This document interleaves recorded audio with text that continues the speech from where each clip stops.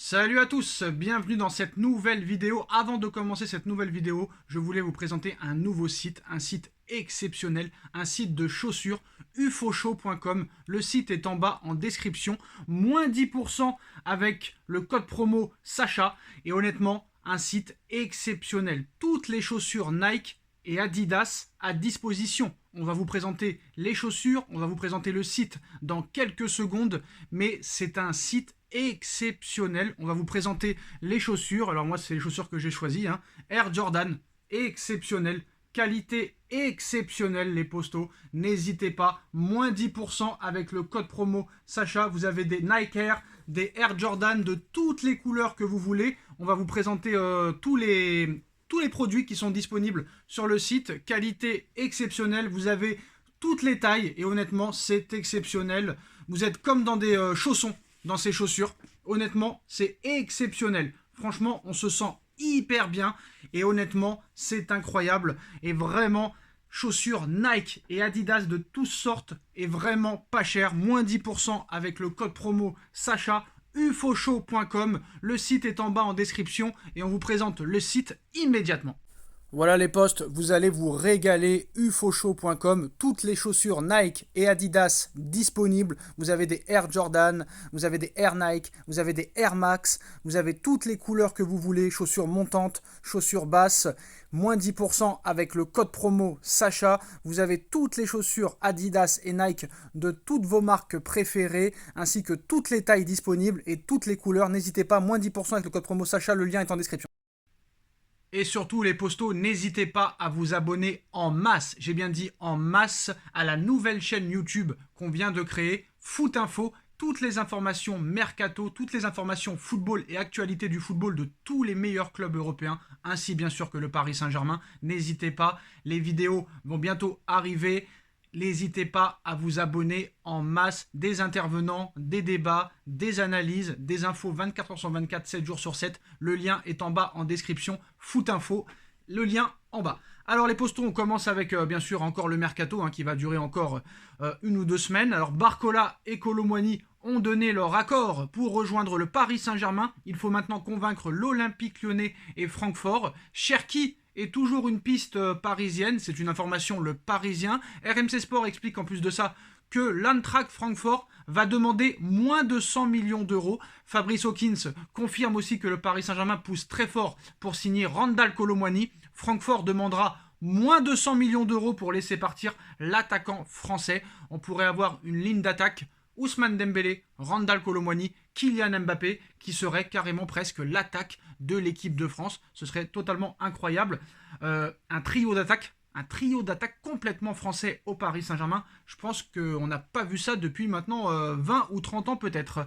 Alors ça dégraisse enfin avec les transferts secs, plus de prêts, presque. Donc la masse salariale s'allège. Les caisses du club se renflouent tranquillement. Pour l'instant, c'est une bonne gestion. Il faut continuer. On va voir si Marco Verratti sera transféré dans les prochains jours, même si Marco Verratti hésite à quitter le Paris Saint-Germain. Marco Verratti voudrait rester en Europe. Malheureusement pour lui, aucun grand club européen n'est intéressé par le petit Hibou. Donc quoi qu'il en soit, on espère en tout cas que Verratti pourrait être vendu entre 50 et 60 millions d'euros. Si ça n'est pas le cas, Marco Verratti pourrait rester une saison de plus au Paris Saint-Germain. Ça pourrait peut-être être une bonne chose si jamais le Paris Saint-Germain ne trouve pas le milieu de terrain souhaité. On sait que le Paris Saint-Germain a plusieurs pistes sur ce dossier, mais pour l'instant, pas grand-chose de concret, en tout cas en interne. Peut-être qu'il y aura des surprises dans les prochains jours. Donc on verra tout ça. Mais il manque très clairement un, voire deux milieux de terrain. Ça s'est ressenti, je pense, lors du match contre Lorient. Luis Enrique, en interne aussi, a demandé à ses dirigeants de pousser pour faire un, voire deux milieux de terrain supplémentaires. Parce qu'au milieu de terrain, c'était un peu... on va dire, il manque de densité. Voilà, très clairement, ça manque de variété. Ça manque très clairement de solidité. Et ça manque d'impact physique surtout. On a pu le remarquer lors de ce match 0-0 contre Lorient. On va passer au dossier Kylian Mbappé. Au-delà du joueur, le Paris Saint-Germain pourrait s'y retrouver avec Kylian Mbappé. Alors, en se rapprochant du Paris Saint-Germain, Kylian Mbappé a aussi mis une énorme pression sur le Real Madrid et Florentino Pérez. En effet, le Français était insatisfait, très insatisfait, excusez-moi, très insatisfait. Ah là là là là, ah là là là là, j'ai du mal. En effet, le Français était très insatisfait de l'offre contractuelle du Real Madrid. Désolé pour ce petit lapsus, pour ce petit blanc. La posture de négociation désavantageuse du joueur est désormais révolue, mais voilà, ce n'était pas du tout très clairement satisfaisant pour Mbappé et son clan. Quand tu touches 70 millions d'euros au Paris Saint-Germain et qu'on te propose au Real Madrid 35 millions d'euros, très clairement, peux-tu réellement accepter? Surtout que le Real Madrid lui proposait seulement d'avoir 50% de ses droits d'image, alors qu'il a au Paris Saint-Germain presque 100%.